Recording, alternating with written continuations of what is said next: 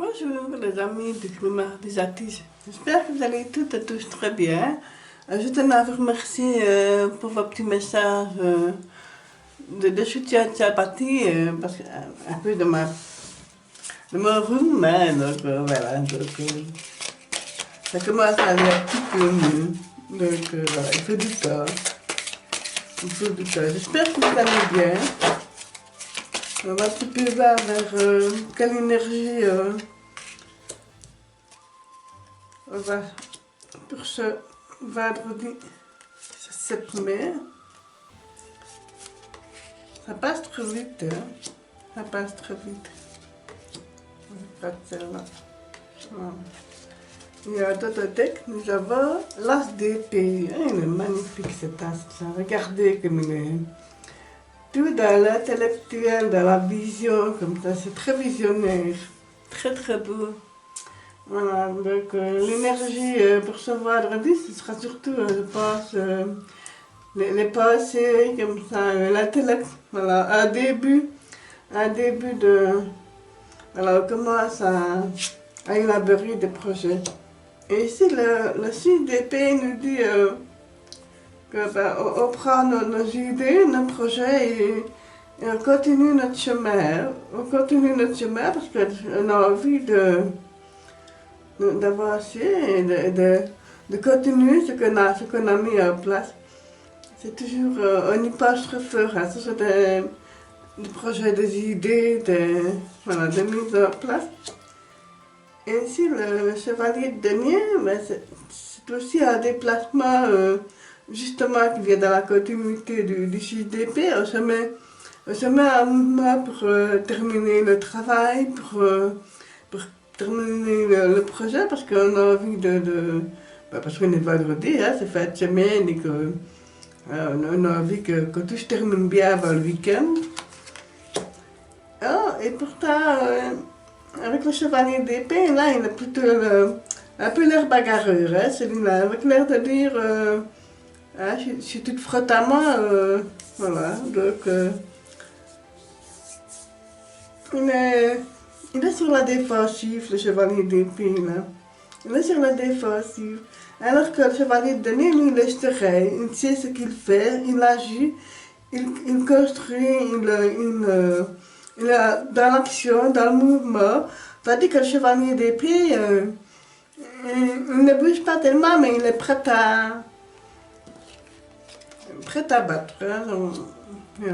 Alors ici, le hiérophant, ben, c'est la bénédiction, c'est transmettre le savoir aussi, avoir de beaux conseils. C'est une personne qui est bienveillante et qui nous transmet un enseignement riche, là. Un enseignement culturel et tellement important, je trouve. Lundi de donner, mais c'est un petit couac.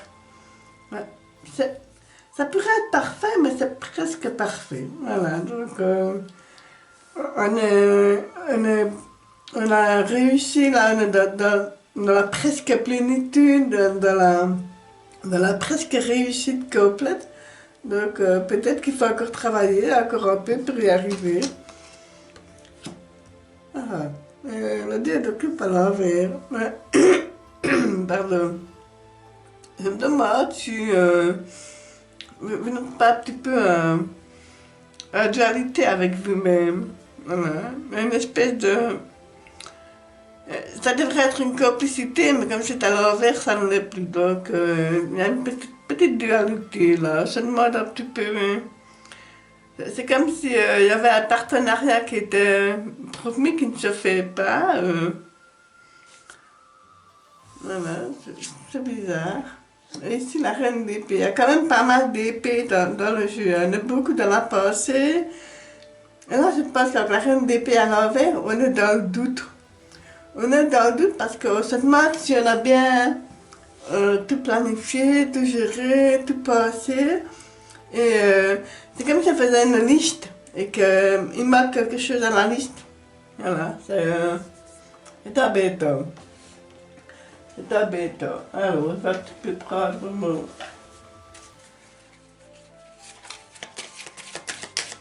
normalement, on va un petit peu voir,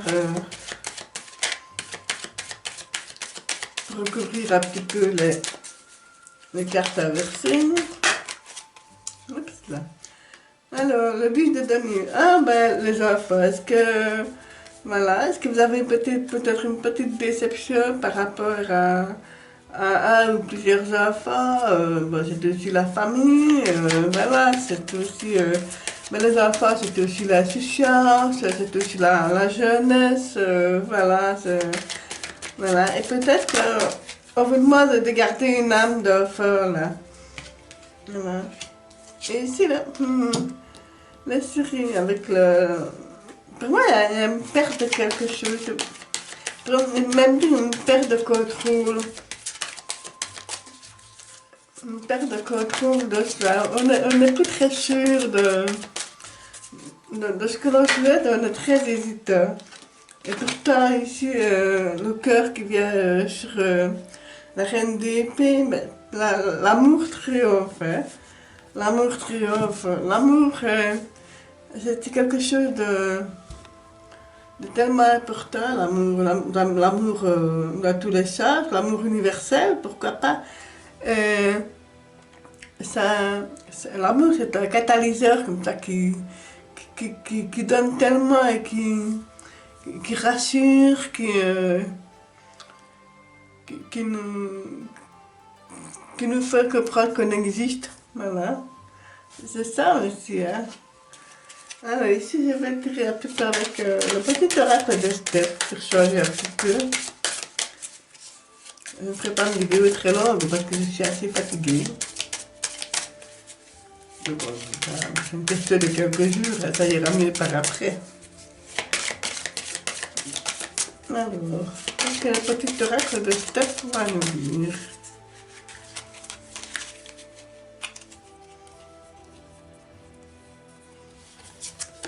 Alors, ici, je veux être tout ce que je suis capable de devenir.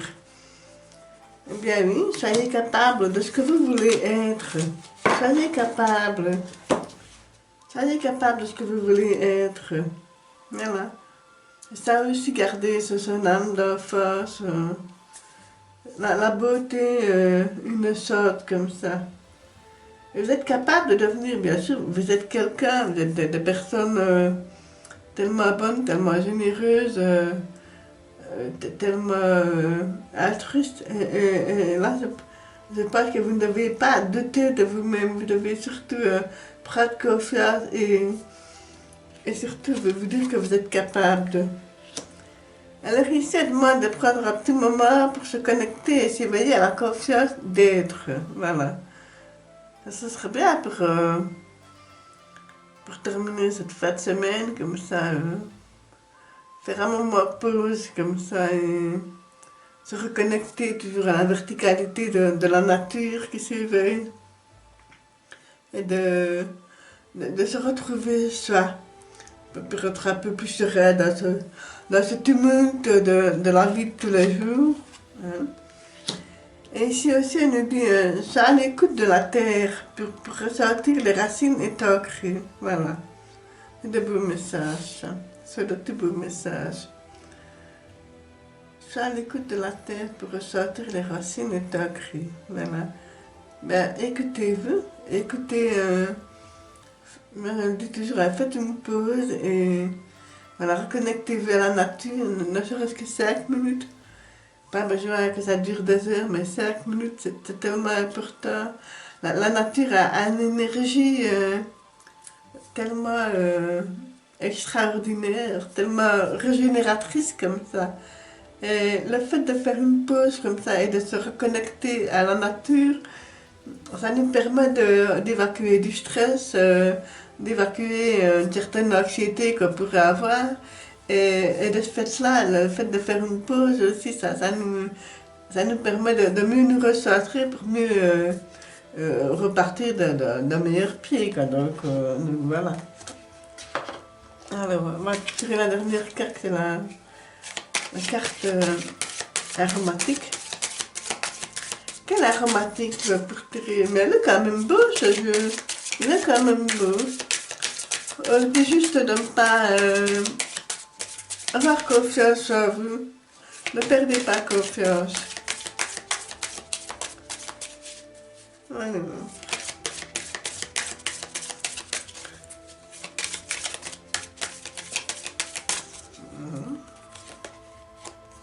Ici, nous avons Chantal.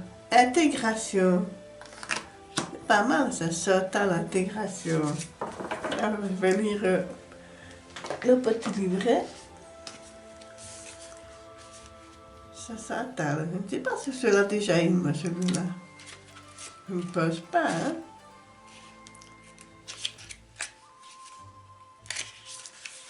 Chantal. Intégration, assimilation, réunion, corps-esprit. Chantal est un maître spirituel. Avec son doigt levé, il indique le ciel tout en étant assis et ancré.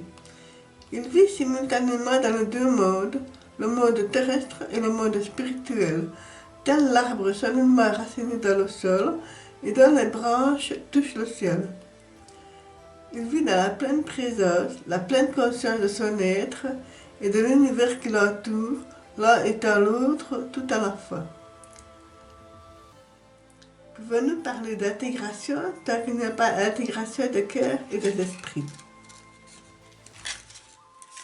Alors, je vais lire. Voilà. Alors, Chantal a beaucoup à nous enseigner. La conscience a ce don exceptionnel de pouvoir être dirigée où nous le désirons et, avec de la pratique, être orienté à la fois vers notre corps, notre véhicule terrestre et la dimension supérieure. L'intégration se passe aussi sur plusieurs niveaux. Ça peut être l'assimilation d'expériences, ou la réunion du corps, de l'esprit et du cœur, pour vivre en harmonie avec soi et le monde. Couleur rouge grenat. Pierre onyx. Chakra racine. Association olfactive. Chantal s'entend particulièrement bien avec encens, benjoin et rose. Voilà mes amis pour ce vendredi 7 mai. Voilà, je vous souhaite une excellente journée. Prenez bien soin de vous. Je vous embrasse. Merci.